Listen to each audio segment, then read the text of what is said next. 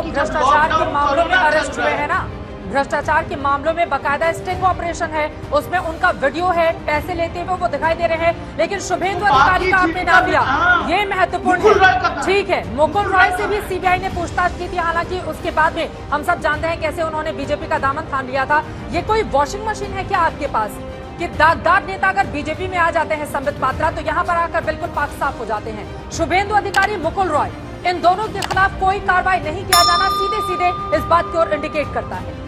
लेकिन संबित पात्रा, आप सीधे आपका रुख करते हुए मुख्यमंत्री के खिलाफ आपके ही प्रदेश बीजेपी अध्यक्ष दिलीप घोष की ओर से एफआईआर तक करवा दी गई है।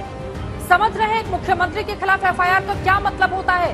चित्रा जी, जिस दिन ममता बनर्जी का शपथ ग्रहण कार्य चल रहा था, उसी दिन केंद्रीय सरकार ने टीम भेज दिया यहाँ पर हिंसा की जांच करने के लिए। मुझे तो याद नहीं है ऐसा कोई टीम 2002 में गए थे गुजरात में राइट का ये करने के लिए। तो छोड़िए चित्रा जी, बात ये है कि ये प्रतिशोध की राजनीति हो रही है और ये एकदम सीधा चीज, ये बहुत साफ हो गया इस देश की जनता के सामने कि बीजेपी को जो चपेट पड़ी है बंगाल की राजनीति में, ये उनसे बर्दाश्त नहीं हो रहा है। और रहा बात ड्रामे का, तो कम से कम मेरी मुख्यमंत्री के बारे में अगर संबित पात्रा जी ये कहेंगे कि मेरी मुख्यमंत्री धरना करके ड्रामा कर रही है, पर कम से कम वो रोड साइड रोमियो की तरह ओ दीदी रिमार्क्स नहीं देती है, वो अपने लोगों के साथ खड़ी है। और दूसरी बात, थोड़ा सा किसी को भी अपने शब्दों की मर्यादा की थोड़ी मैं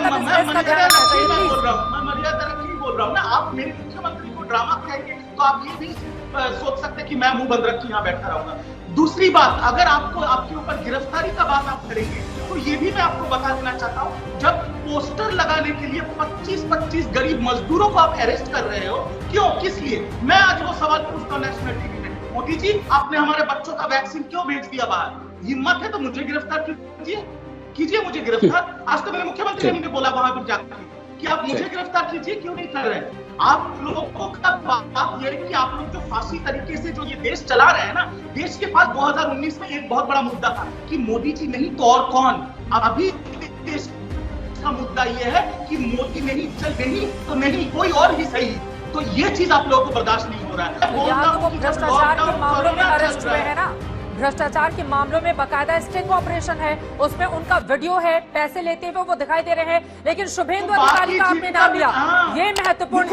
ठीक है, मुकुल रॉय से भी सीबीआई ने पूछताछ की थी, हालांकि उसके बाद में हम सब जानते हैं कैसे उन्होंने बीजेपी का दामन थाम लिया था। ये कोई वॉशिंग मशीन है क्या आपके पास कि दागदार नेता अगर बीजेपी में आ जाते हैं संबित पात्रा, तो यहाँ पर आकर बिल्कुल पाक साफ हो जाते हैं? शुभेंदु अधिकारी, मुकुल रॉय, इन दोनों के खिलाफ कोई कार्रवाई नहीं किया जाना सीधे सीधे इस बात की ओर इंडिकेट करता है।